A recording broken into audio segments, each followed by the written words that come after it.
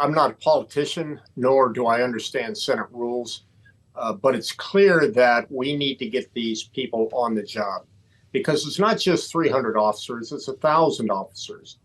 Why is it 1,000? Well, if the commander is not in the job, then the deputy commander has to take over.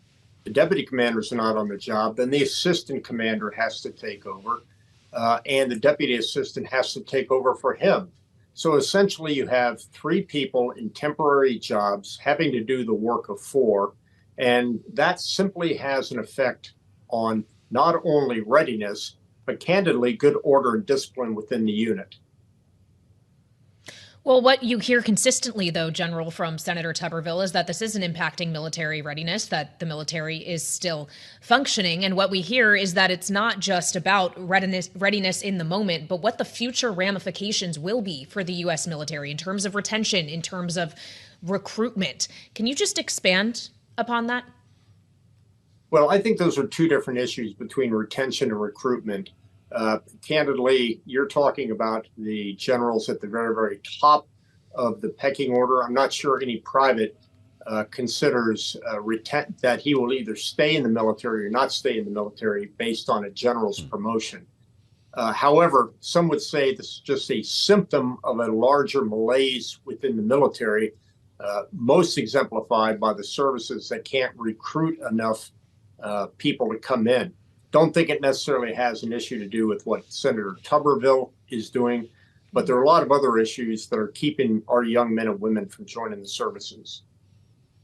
General, we've discussed the argument before that this is not a major impact on readiness because there's a chain of command, and that's the point of the structure in the military. How long can that argument be made?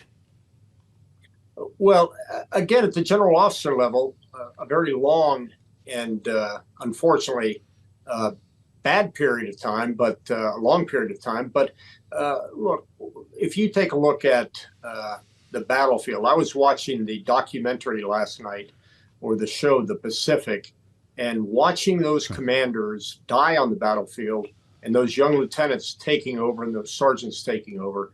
I think at the lowest level, the ground tactical level, and at the highest level, the strategic level, the military readiness will not be impacted for a very, very long period of time. But I'm more concerned about those other issues that you referenced, recruiting and retention. But on the idea of readiness, and you say it may take some time in actuality, in reality, for readiness to have an impact, what about just the perception, though, when people or countries abroad are looking in and considering the U.S. military force, knowing that all of this is going on? Well, I would say other countries looking in have got a lot more, a longer list of items that they're going to be looking at in terms of the downward trend in their view on the United States. We still have the best military in the world. I think our adversaries certainly understand that this is just some tomfoolery in the United States Congress. I don't think any enemy is saying, well, I wasn't going to attack last week, but this week, since Tuberville is playing games in Congress, let's go. This could go on indefinitely. This could go on for another year, General. We could still be having this conversation around election time. What will it mean for the military by then? Well, first of all, I'll take that bet. It looks like the United States Senate on both sides of the aisle are recognizing that this is, it's just tawdry kind of politics. And so people like Tim Kaine, it looks like they're stepping up to the plate and trying to work their way through it. As we look to what may still be ongoing by this time next year, there are also ongoing wars we have to consider in Israel with Hamas, Ukraine versus Russia. And obviously in Congress, it's not just a matter of getting members of the military promoted. It's a matter of providing aid and funding, which is a subject of much debate.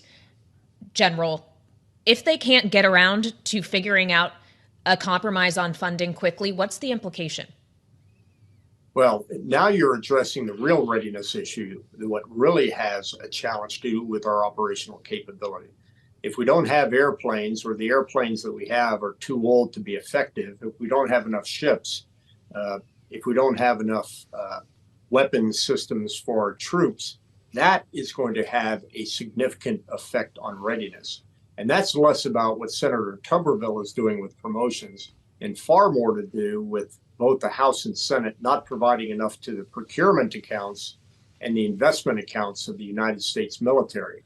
That will make a difference. That will provide an incentive to our adversaries to take more risk than they otherwise would have taken if they know the United States military is not the premier military in terms of not only troops, not only in terms of training, but if they don't have the tools they need to defeat or deter our enemies, that has a much larger impact than the promotion rate inside the U.S. military.